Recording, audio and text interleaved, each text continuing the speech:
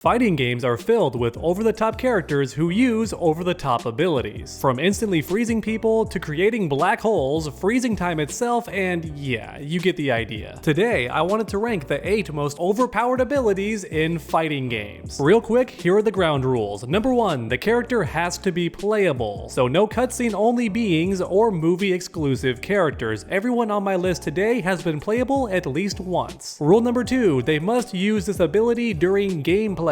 So I'm not counting moves that are clearly just for show, like Liu Kang's black hole ability. It looks really cool, but if Liu Kang could actually do this, then we'd see it during story mode at some point, and we never do. Or in other words, some attacks are just meant to be hype and never taken seriously. However, those are my only rules for today's video, and no games are off limits. From Dragon Ball FighterZ to Mortal Kombat, Street Fighter, and every game in between except BlazBlue.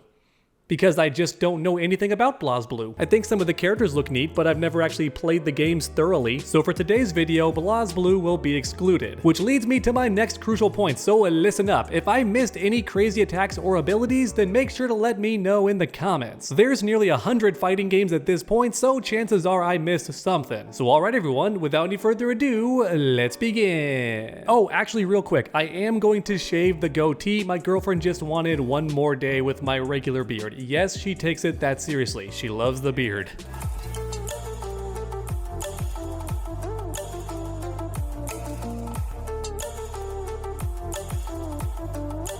Alright everyone, ranking the most powerful attacks in fighting games. Keep in mind that there is no particular order here. I've got a tier list and it's time to rank these abilities as we go. So first up, let's talk about Superman's heat vision from the Injustice series, because people downplay how overpowered this move actually is, and that's because Superman is always holding back. Comic book fans know this. The guy's never going all out against anybody, because if he did, the planet would explode. For Pete's sake, this man makes hurricanes by blowing really hard. So with that in mind, get this. Superman's heat vision can get as hot as the sun, which is crazy to think about because there's nothing on Earth that could survive that. Or in other words, a Superman could slice the entire planet in half by staring at it if he wanted to. He just doesn't because he's a nice guy. So yeah, for today's video, I'm putting Superman's heat vision in Planet Destroyer because it could be that powerful theoretically. Superman just holds back all the time. Even the evil Superman is a nice guy compared to other villains in fiction. But alright, next up is Subzero, but not his regular freeze ability. Let's start with that though. I gotta lay the groundwork real quick. Subzero has the ability to instantly freeze anybody. Not even their size makes a difference. If Subzero hits you, then you get frozen, which is already overpowered because realistically, getting frozen solid would kill 90% of things that exist. Unless you're a frog or something, getting frozen is lethal, so technically Subzero should be killing everybody with one move, but you know, video game logic. Anyway, in the Snowblind movie, Sub-Zero cranks this ability up to 11, freezing an entire city and killing everybody in it, except for himself, which is scary powerful, but keep in mind, Sub-Zero did this on accident. The man had a panic attack, essentially, and did this overpowered ability, so theoretically, it could get even stronger. But thankfully, Kuai Liang is a nice guy and swore to never use this ability again. If he wanted to, though, it would only get stronger in the future. But for today's video, I'm putting this power in city or country level. Oh boy, next up is Akuma's Raging Demon, and this opinion might get me canceled on YouTube because fighting game players love Akuma, myself included. However, if I'm being honest,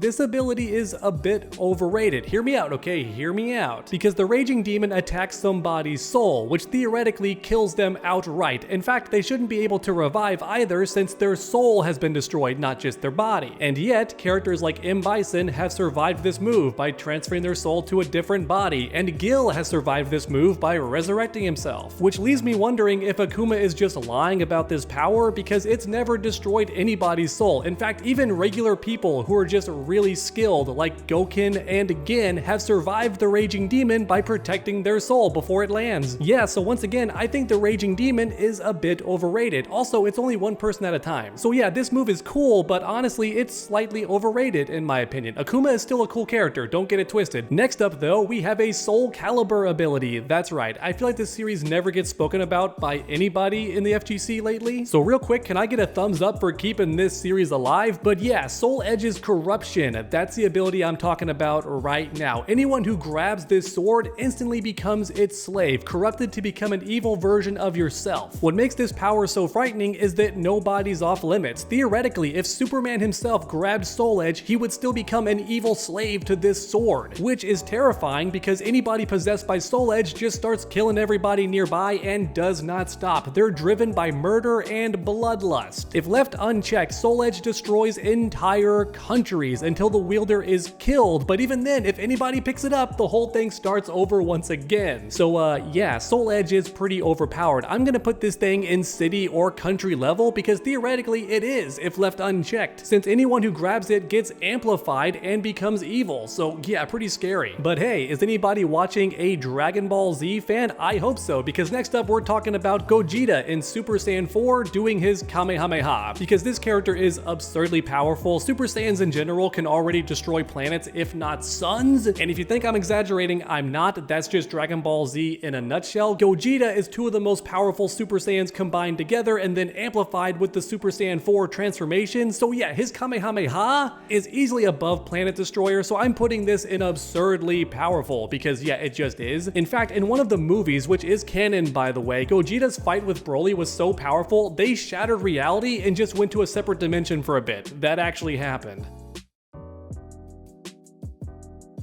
But next up, let's talk about a move that's indirectly overpowered, Flash traveling through time and taking you with him in the Injustice 2 game. Yeah, people overlook how diabolical this ability would actually be. Thankfully, Flash is a nice guy, so he takes you back to the present day, but theoretically, he could take you to the dinosaur era and just leave you there, to die by dinosaurs or of old age eventually, because you're not going to survive until the present day. And also, you can't just build a time machine in the dinosaur era. The resources just didn't exist back then. So yeah, Flash just screwed you permanently. You're done for. Which is why this ability is going in absurdly powerful. Flash could theoretically ruin like 99% of people's lives. In fact, he could jeopardize entire countries if he wanted to by going back in time and just sabotaging something that ruins civilizations. Yeah, time travel is overpowered, but once again, thankfully, Flash is a nice guy. But you know who's not a nice guy? Shang Tsung in Mortal Kombat. In pretty much every timeline, this guy's evil with the exception of this one, and he's dead. So yeah, only evil Shang Tsungs are left, and this man has the ability to rip your soul from your body or simply copy your soul to gain all of your moves and abilities instantly. Yeah, which is very terrifying to think about because consider this. Imagine Doomsday and Superman fight and maybe Superman wins, but he's left in a near dead state. Along comes Shang Tsung, takes his soul, and now he's just Superman. Yeah, Shang Tsung is just Superman now with all of his powers and abilities forever. That's crazy to think about. Then on top of that, you can't even revive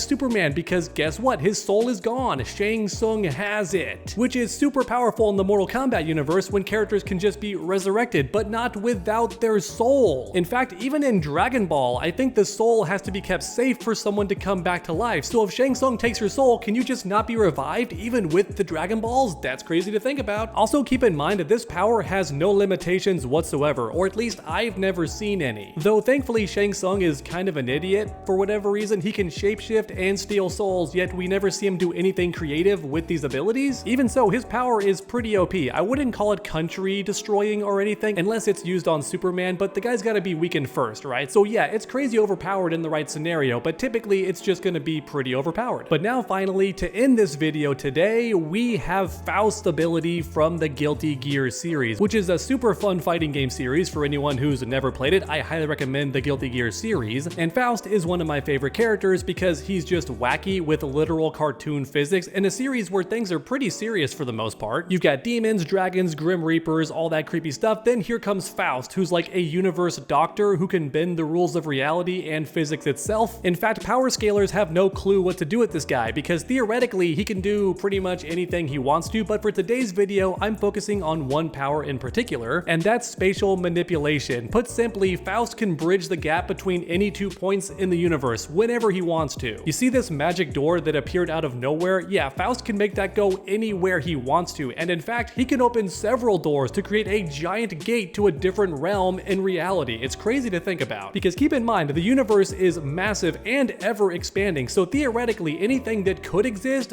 does exist somewhere out there in the universe, which you could find with Faust's ability. Spatial manipulation allows you to teleport pretty much anywhere you want to in existence, and not just you, but anyone else you let walk through that door. In other words, Faust has teleportation without any real limits that other teleporters usually have. Because if someone truly evil had this power, they could just make Earth next to a black hole immediately, and we would all just die instantly. Like that. Faust could do this if he wanted to, but thankfully, he's a nice guy. Now he's a nice guy. In the past, he was a crazy serial killer. But in most games, he's a nice guy. He's reformed and trying to redeem himself and make up for all the sins in his past, so that's lucky for us. Because having the power to bridge any 2 points in space and time together right next to one another is a crazy overpowered ability. It's going in absurdly powerful. Thanks for watching, everyone, and I hope you enjoyed. If you did, leave a like down below. It helps the channel out a ton. Then finish that combo by subscribing and ringing that bell so you never miss any future videos. Make sure to come back next time, and as always, stay underdogs.